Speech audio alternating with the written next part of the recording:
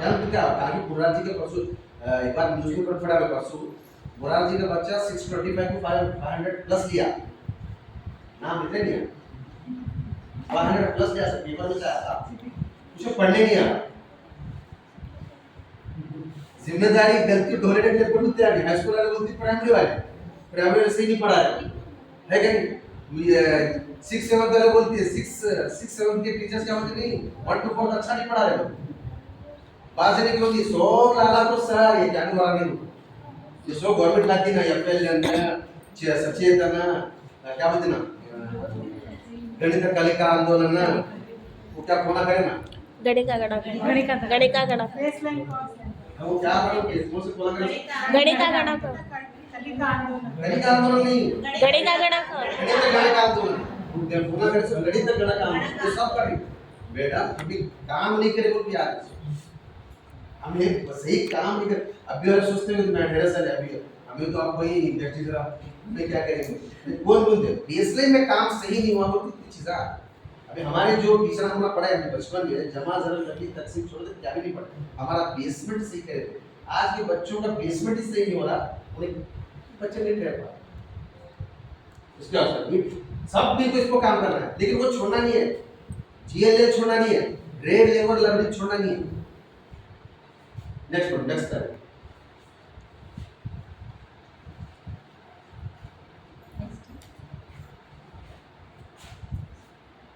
हाँ अभी नेक्स्ट के सेशन में आता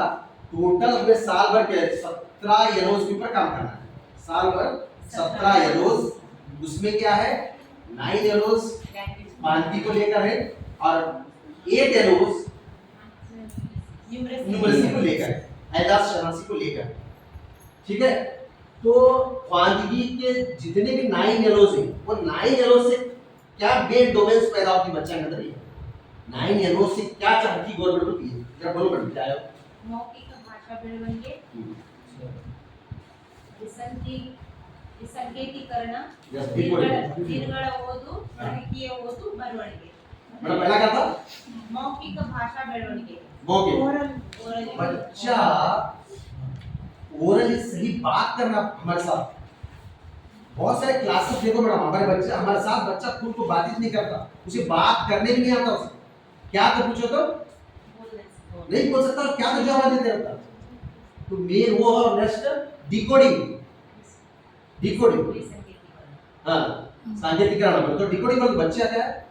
अल्फाज को नहीं पहचानता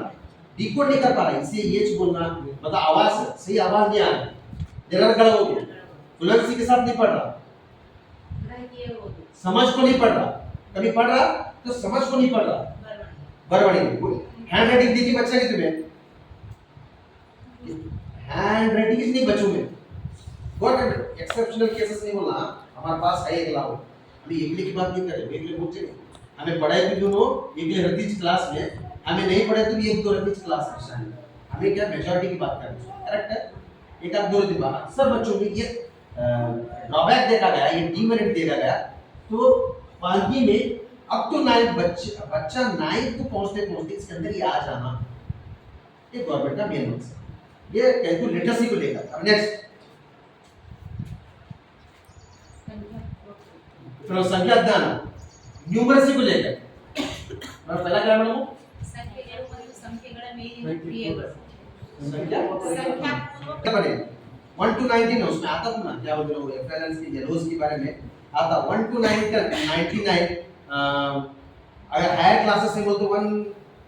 से 999 तो उसका पूरा परफेक्ट मालूम होना बच्चे को मैं परसों ही जाके गया जब ट्यूशन पे जाता तो मैं बात कर रहा था बच्चों को बोले नहीं आता 78 नहीं बोलने आता 78 वो देवदर के बच्चा को बोल लगा देंगे तुम्हें देवदर के टाउन के बोलते होंगे देवदर के प्राइमरी से जो बच्चा आती वो 78 78 उर्दू में बोलते होंगे लेकिन यहाँ पदको डीसी वाले से बच्चे 78 बोल 78 बोल पाती मैडम 70 को 8 चुप 59 बोलो 59 स्कूली छोड़िए 59 नहीं बोलता 59 के पीछे तुम्हें लगे तो स्कूली छोड़ दो है करेंगे मैडम नौबत वहां तक पीछे बोलो 59 और अगला पीछे लाते नहीं मालूम उसे पूरे मान लो कि 44 बोल रहा हूं तो उसे 44 बोलना होता है 43 भी मानो उसे 45 भी नाम ये पूर्ण संख्या देना उसे राइट नहीं बच्चे को छोटा बड़ा बढ़ती हुई तरतीब घटती हुई तरतीब अरे उसमें जो तुम्हें क्या पढ़ो जो जमा रखी क्या नहीं इतना सारे देखो बच्चे करते वो सलाहियत नहीं है बोलते उसे पूर्ण उसके अंदर क्या आना संख्या ज्ञान नेक्स्ट ಸಂಖ್ಯೆಗಳು ಮತ್ತು ಸಂಖ್ಯೆಗಳ ಮೇಲಿನ ಕ್ರಿಯೆಗಳು हाँ मैडम उसका जो उसमें चाहिए जो ಆಕೃತಿ ಮತ್ತು ವಿನ್ಯಾಸಗಳ ತಿಳುವಳಿಕೆ ये मैडम क्या बोलते हो शेप्स मुसल्लस दायरा ಡಿಸೈನ್ಸ್ ಆಫ್ ಪ್ಯಾಟರ್ನ್ಸ್ पैटर्न्स ये सब है ना ये बच्चे को मालूम इसलिए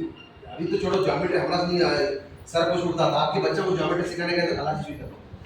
तो नॉर्मली शेप बच्चे का ये एक बड़ा अभी हमें ऐसा एक क्या बोलना प्रकार नहीं पकड़े तो हमें कौन से एंगल में पकड़ के बच्चे बोलने आना एक थी मैडम मतलब एक 2008 तक भी बच्चों के अंदर लिटरेसी थी ये चीज़ें थी 2008 तक ये 8 के बाद बच्चों के अंदर नहीं अगर तुम्हें कहिया था ना हमारे पास समय हमें तो क्या होता ऐसा था काशी बोलते थे तुम्हें क्या बोलते काशी गावाला गेलो नाही ना डिवाइडर मैडम उसे तुम्हें ऐसा खमा पैसा पकड़े नहीं बच्चा किधर पकड़े तो बोलना नहीं तब क्या है तुम्हारा कौन सा जगह बनता टाइमा बनता क्या हाथा बनता क्या मुंफा जा तुम्हें ये एकदम पकड़ के बोलना ना उसे काशी ऐसा पकड़ दो तुम्हें ऐसा पकड़े करेक्ट 90 डिग्री में तो उसे बोलना है टाइमा बनता तुम्हें कौन से इसमें पकड़े तो बोलने आना है ये जो क्या कहते हैं कॉन्सेप्ट बच्चे के अंदर एंगल्स पकड़े तो बोलने आना ऐसा नहीं बात बच्चे के सर मैं करेक्ट ऐसा लिखे तो टाइमा बोलते हो मैं गौर कर देखो टीचर ऐसा लिखे तो सर टाइमा बोलते वो शेप तुम्हें ऐसा करो हालांकि हमें 90 डिग्री बन रहा उसे टाइमा बोलने कंफ्यूज होता होना ऊपर आ रहा होता है उसे कंफ्यूज होता है ये शेप्स का भी मतलब बच्चों के अंदर कॉन्सेप्ट पैदा करना वे अलग है पैमाइशा बच्चा को ये नहीं मालूम सेंटीमीटर मालूम नहीं मीटर मालूम नहीं 1 सेंटीमीटर में कितने मिलीमीटर मालूम नहीं 1 ग्राम में क्या बोलते हैं 1 केजी में कितने ग्राम नहीं मालूम 1 मीटर में कितने सेंटीमीटर की नहीं ये पूरे वजन क्या है उसमें आधा किलो का वजन क्या है 1 किलो में कितनी रहती है हजम नहीं मालूम बच्चा को क्या नहीं मालूम नॉर्मल चीज अलग है ये मैडम ದತ್ತಾಂಶಗಳ ನಿರ್ವಹಣೆ डाटा हैंडलिंग दत्तांश का निर्णय मफरूजात होती ना मगर एक दुकान में जाता बच्चे जस्ट रिसिप्ट तैयार करना डाटा हैंडलिंग में सिंपल सी मिसाल दे रहा हूं मैं रिसिप्ट तैयार कर देना बैगन कितने केजी लाया मफरूजात दिया गया है इतने मालूम है हमें जब इसमें आते थे ना डाटा हैंडलिंग तो एक रिसिप्ट तैयार करना 1 किलो ये इसी इतनी कीमत बोलो इतने पैसे डाटा हैंडलिंग कर मुझे दाम प्लस करना क्या मतलब ये डाटा हैंडलिंग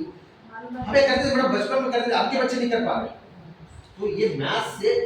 इतना चाहा जा रहा बच्चों के अंदर कॉमन सेंस आना कॉमन सेंस ऊपर का क्या है उर्दू का वो आना उर्दू में वो 5 डोमेन्स आना इसमें ये डोमेन्स आना वो करीब 4 की चीज